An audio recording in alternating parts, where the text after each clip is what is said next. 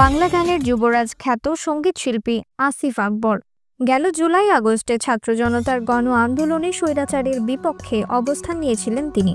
ছেলেকে নিয়ে ছুটে গিয়েছিলেন রাজপথে।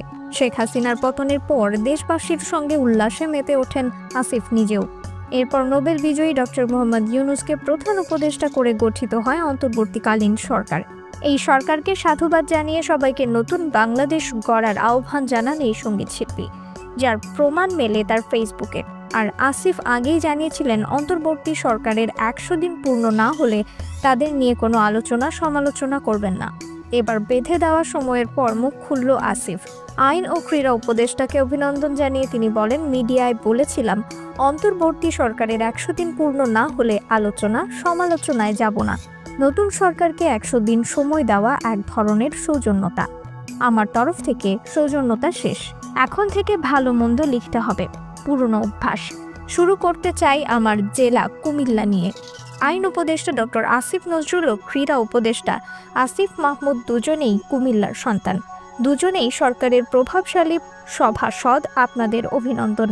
এরপর উপদেষ্টাদের কাছে 5টি প্রশ্ন রেখেছেন তিনি। এই মৌসুমে বিপিএল ক্রিকেটে কুমিল্লা নেই কেন? এই প্রশ্নের উত্তর 3 নম্বর আসিফ, অর্থাৎ আমার কাছে জানতে চায়, আমি নিজেও জানতে চাই। আসিফ মাহমুদ, আপনি এই সহজ ব্যাখ্যাটা দিয়ে দিন প্লিজ।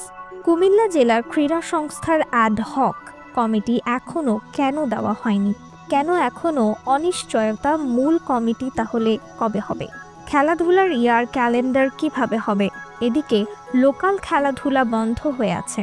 ঢাকার ফুটবল টিমকে কুমিল্লা স্টেডিয়াম বরাদ্দ দেওয়ার কারণ কি? তারা হোম গ্রাউন্ড বানিয়ে খেলবে আর কুমিল্লার খেলোয়াড়রা থাকবে মাঠের বাইরে। এটা কোন ধরনের যুক্তি? ক্রিকেট মৌসুম শুরু হয়ে গেছে, অথচ মাঠ দখল করেছে ঢাকার ক্লাব ফুটবল দল। কুমিল্লার খেলোয়াড় সৃষ্টিতে মহা প্রতিবন্ধকতা। এই আত্মঘাতী সিদ্ধান্ত কেন? পতিত স্বৈরাচার হাসিনা কুমিল্লা বিভাগ নিয়ে কলোরেক্টাল অ্যালার্জিতে ভুগে শেষমেশ দেশ ছেড়ে পালিয়ে যেতে বাধ্য হলো। আপনারা এবার কাইন্ডলি কুমিল্লাবাসীকে জানান, কুমিল্লা বিভাগ বাস্তবায়নে বাধা কোথায়?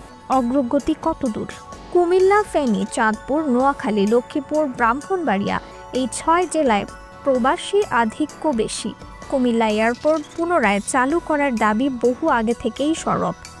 আপনাদের পদক্ষেপ কি জানতে চাই। সবশেষে আসিফ লিখেছেন, আসলে স্বাধীনতার পরে কুমিল্লা জেলাবাসী বিরাট বিরাট নেতা মন্ত্রী পেয়ে শুধু তৃপ্তির ঢেকুর তুলেছে। মেডিকেল কলেজ আর কুমিল্লা বিশ্ববিদ্যালয় ছাড়া কাজের কাজ কিছুই হয়নি। কুমিল্লাবাসীর পক্ষ থেকে করা এই জরুরি প্রশ্নগুলোর উত্তর দিয়ে বাধিত করবেন। সবাই ভালো থাকুন, সুস্থ থাকুন, সুন্দর থাকুন। ভালোবাসা অবিরাম। রিফাত আরা ইসলাম, 21 সংবাদ।